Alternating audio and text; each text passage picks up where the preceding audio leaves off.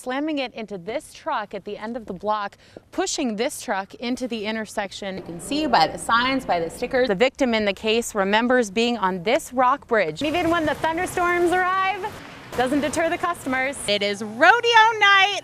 We're going into the very cold refrigerator where all the red blood cells are stored. Steve Dane's campaign signs are just about as big as the race he's in. Here at milepost 7 along Highway 87 is where fire investigators believe the fire started. We have toy cars, as you can see, chutes and ladders. These are always good. And this late hour, we're still waiting for those results to come in. It's a horrific crime that's left the community and a nation in shock.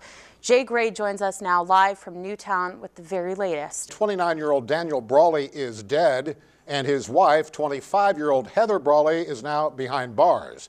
A comprehensive police investigation is currently underway. Color 8's Laura Kennedy is here with more. Laura, what is new today? Today we learned that Daniel Brawley had a single gunshot wound to the torso. That's according to Police Chief Rich St. John, although we will not know his official cause of death until after toxicology reports are released.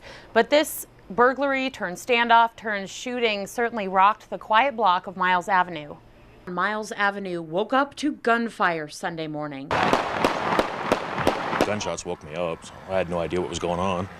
First thing I did was lock all the doors in the house. While the homeowner was gone, two suspects, Daniel and Heather Brawley, allegedly broke into 807 Miles Avenue through a back window.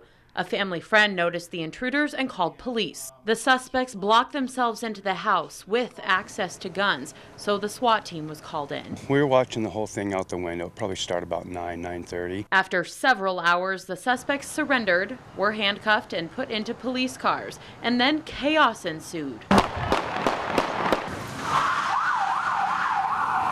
My wife screaming, "Hey, he's climbing over the seat, he's stealing the car, he's stealing the car." Police say Daniel managed to slip one hand out of his flex cuff and crawl through the partition, taking control of the police car. He backed the car into this tree, hitting Officer Dave Punt in the process. Officer Punt then fired 9 shots at the car, striking the suspect. Must have hit it every time because it didn't look like he missed, and the window glass was shattering all over the place. Wounded, the suspect ping-ponged down Miles, hitting 2 trucks in the process. The suspect drove the stolen patrol car down the street, slamming it into this truck at the end of the block, pushing this truck into the intersection of 9th and Miles, where the car came to rest and officers found him deceased. Neighbors say they're pleased with how the police handled this dangerous situation. Yeah, the officer that did the shooting, I mean, it was justifiable. I'm glad he did it because the guy would have been in a squad car going down the street 100 miles an hour, and who knows what would have happened then. I spoke with the homeowner this afternoon, and although he did not want to comment on the ongoing investigation, he did say he's pleased with how Billings police have handled both the burglary and the shooting situation on his block. Now, internal investigations are now beginning in the Billings Police Department regarding the burglary, the shooting, and the stolen vehicle. Reporting in the newsroom, Laura Kennedy, Color 8 News. Diane Alkire has a permanent house guest. I would like to welcome you to the Heartbreak Hotel. This is the home of Elvis. Diane is an Elvis superfan. This book right here was given to me by a friend where I work, and it's autographed. From trading cards and plates to singing figurines, Elvis's spirit lives in Diane's Laurel home. I started off with just a couple items and it grew. She's been collecting Elvis memorabilia for decades. This room alone has more than 1,000 items. I don't know where I could put any more stuff. I told my husband that we need to buy Moss Mansion so I can really put one whole floor of whatever I want to do with. She's always playing his music